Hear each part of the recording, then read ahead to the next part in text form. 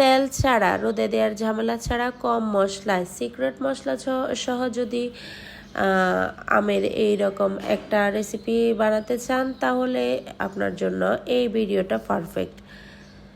তো এটি দেখতে যতটা লোভনীয়, খেতে কিন্তু তার চেয়ে বেশি মজার।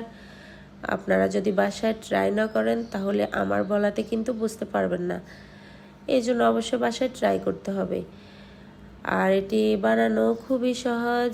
আর যদি কিছু টিপস আছে এগুলো ফলো করলে কিন্তু আপনারা অনায়াসে পেরে যাবেন এই রকম একটা লোভনীয় সুস্বাদু আচার বানাতে ঘরেই। তো আসসালামু আলাইকুম, কেমন আছেন বন্ধুরা? শুরু করছি আজকে আমার এই লোভনীয় তেল ছাড়া কম মশলার কাঁচা আমের টক মিষ্টি আচারটি। তো চলুন শুরু করা যাক। আমি প্রথমে নিয়েছি 3টা আম। আমি আমার প্রয়োজন মতো নিয়েছি, আপনারা প্রয়োজন মতো নিয়ে নেবেন। তো আমি আমগুলো খোসা ছাড়িয়ে নিয়েছি। এখন আমগুলোকে আমি স্লাইস করে নেব। দেখতে পাচ্ছেন আমি আমগুলোকে মাঝখান থেকে কেটে নিয়েছি। আবার 2 পাশ করা যাবে না, এভাবে গোল গোল করেই কাটতে হবে। তাহলে কিন্তু আমটা দেখতে অনেক বেশি ইউনিক আর লোভনীয় মনে হয়। আমি আমের আটি বা বিচি ফেলে দিয়েছি। এখন আমি আমগুলোতে দিয়ে দিয়েছি স্বাদ মতো লবণ আর 1 কাপ পরিমাণ দিয়েছি চিনি, 4 চামচ দিয়েছি ভিনেগার। তো এখন ভালো করে নেড়ে ছেড়ে আমি এটাকে 40 মিনিটের মতো রেস্টে রেখে দেব। তো আপনাদের হাতে যদি সময় আরও কম থাকে তাহলে আরেকটু ভিনেগার দিবেন আর সময়টা 20 মিনিটে নিয়ে আসতে পারবেন। তো এখন আমি রেখে দিচ্ছি আরেকটু মিশিয়ে।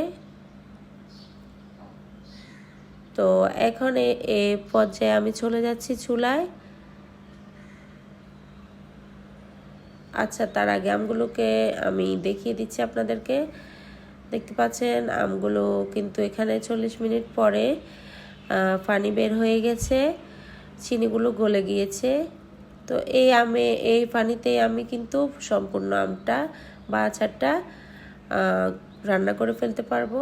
তো চুলায় চলে গিয়েছি, চুলায় একটা ফ্রাই প্যান বা তাওয়া বসিয়ে এখন আমি কাঁচা লাল মরিচ, তারপর এলাচ, পাঁচফোড়ন, লাল শস্য, তারপরে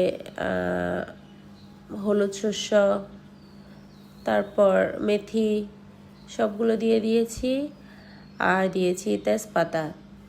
তো একটু নেড়ে ছেড়ে আমি ভেজে নেব। ঠান্ডা হলেই আমি এগুলোকে ব্লেন্ডার ঝাড়ে দিয়ে ব্লেন্ড করে আধ ভাঙা করে নিয়েছি, দেখতে পাচ্ছেন।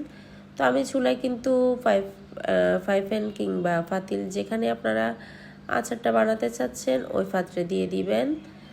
তো আমি দিয়ে দিয়েছি আর দেখতে পাচ্ছেন এগুলো কিন্তু স্বচ্ছ হতে শুরু করেছে।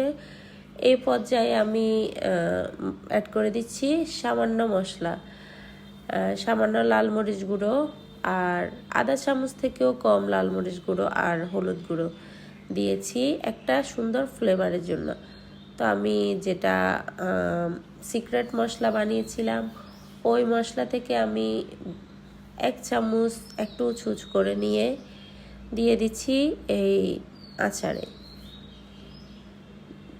তো এখন আমি কিন্তু চামচ দিয়ে নাড়াচাড়া করছি না, যেহেতু এই সময় আমগুলো খুবই সেনসিটিভ আর নরম থাকে।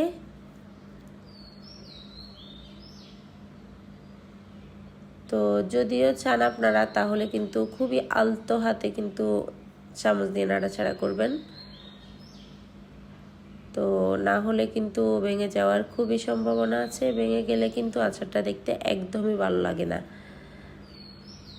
তো দেখতে পাচ্ছেন এখানে কিন্তু আমি প্রায় আচারগুলো হয়ে এসেছে। আমি এভাবে নাড়াচাড়া করে করে একটু পরে পরে আচারগুলোকে ভালো করে রেডি করে নিচ্ছি।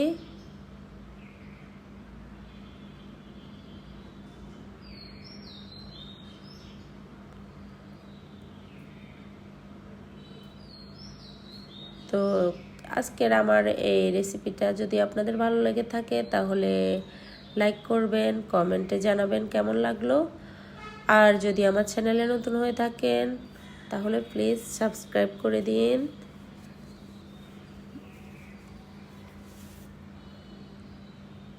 আর যদি এমন লোভনীয় তেল ছাড়া, কম মশলায়, রোদে দেওয়া ঝামেলা ছাড়া কোনো আচার বানাতে চান তাহলে কিন্তু অবশ্যই আমার এই রেসিপিটা ট্রাই করবেন।